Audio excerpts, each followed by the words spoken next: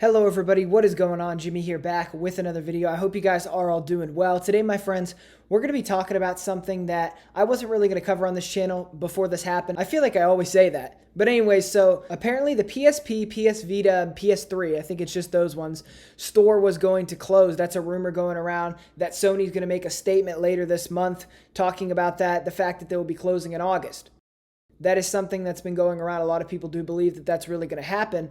And because of that, a lot of people were going crazy thinking, this is why I don't want to see an all-digital future. This is going to ruin everything. Why does it have to be like this? You know, a lot of negativity I saw online, especially Twitter. But then again, everything's always negative on Twitter. Basically, the news how it relates to this is PS1, PS2, and PS3 backwards compatibility could come to the PS5.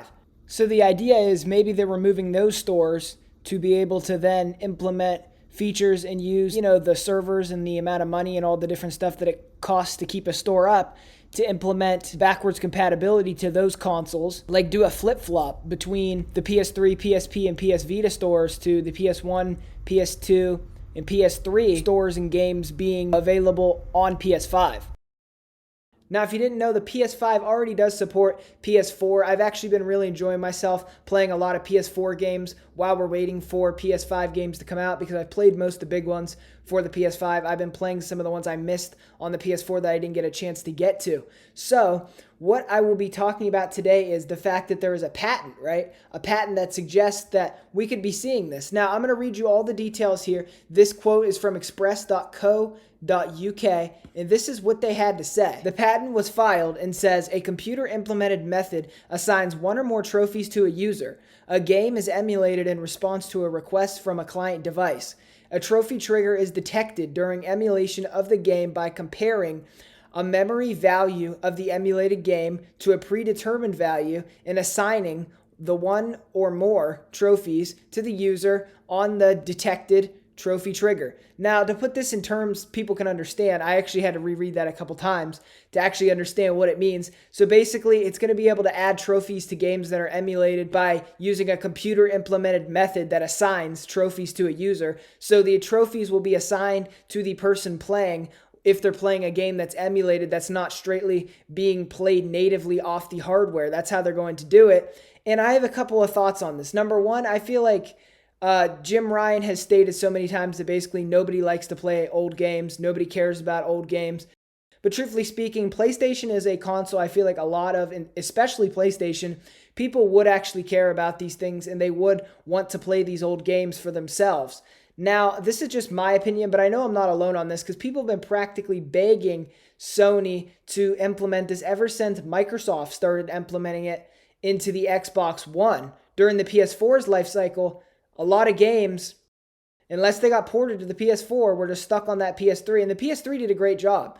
The PS3 with 4 USBs on it could play PlayStation 2 and PlayStation 1 games. Actually, I was in the market to rebuy one of these PlayStation 3s that does that. I did not have that version, but under the same token, I want to rebuy a PS3 that could emulate PS2 and PS1 games because there's some SMT games I want to play. And now hearing this news, I might just be able to play them on my PlayStation 5 and not even have to worry about buying this other console.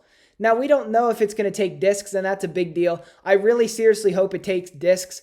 I think that Sony's definitely taking Microsoft as a serious threat this generation as opposed to last generation. It was like they were the clean-cut winner. This generation, Xboxes are selling out relatively quickly, almost just as quickly as the PlayStation 5s. So I feel like they take them a little seriously this generation as opposed to last generation. They didn't really care if Xbox had these features. They were just going to do whatever they wanted. They were going to sell way more than Xbox, and that's just the way it was going to be. So now that I feel that they feel that this is actually a threat, they're going to try a little harder. And that's why I personally feel that it will be capable to play PlayStation 1, PlayStation 2, and PlayStation 3 discs. Now, I think a lot of people think we may get some type of virtual console thing and all that. I'm not going to get into that in this video. I know Nintendo does virtual console, but I wouldn't be surprised if one of the other major gaming companies took a stab at something similar to it. And Nintendo's kind of abandoned it as of late also for just packaging up 3D All-Stars, for example, and just charging us $60 for it versus just charging us a flat rate. I think we all agreed that paying the flat rate was a lot better way of doing it, but I mean, more consumer friendly, I guess. It was obviously better, but I'm saying I think Nintendo sees that the profit margins by just selling 3D All-Stars and porting these games from the Wii U over and different things, they're seeing that they're making way more money. Like, for example, Skyward Sword HD Remaster, we would have just got the regular Skyward Sword, the vanilla version, just on the Wii Virtual Console on the Switch. You know what I'm saying? That's probably how it would have happened. Fingers crossed that this is actually true. I would love to play these games on my PS5 and not have to worry about buying an old console that does this stuff. And plus, I think the value of those PS3s right now is just going crazy all over the internet. Just because the fact, like, if you try to buy one, they're like 400 and some bucks on eBay because they play PS2 and PS1 games along with PS3 games. And a lot of collectors really like it. It's a very unreliable PlayStation 3 too compared to the other ones that were built a little better. So fingers crossed that, we get this on this new console. We don't have to worry about it. We could just go to bed knowing that our console's not going to break, hopefully. I mean, besides the drift problems. But that's a whole nother story, guys. Whole nother story. But not to get off topic. So that's the news I have for you all today. If you've enjoyed the video, don't forget to drop me a like, comment, maybe even consider subscribing to the YouTube channel. I will keep you up to date on all the Xbox, PlayStation, Nintendo, PC, any type of news that we cover on here. Pokemon news especially, we do a lot of on this channel. And that's about it, everybody. Again, thank you so much for watching this video. Jimmy out of here.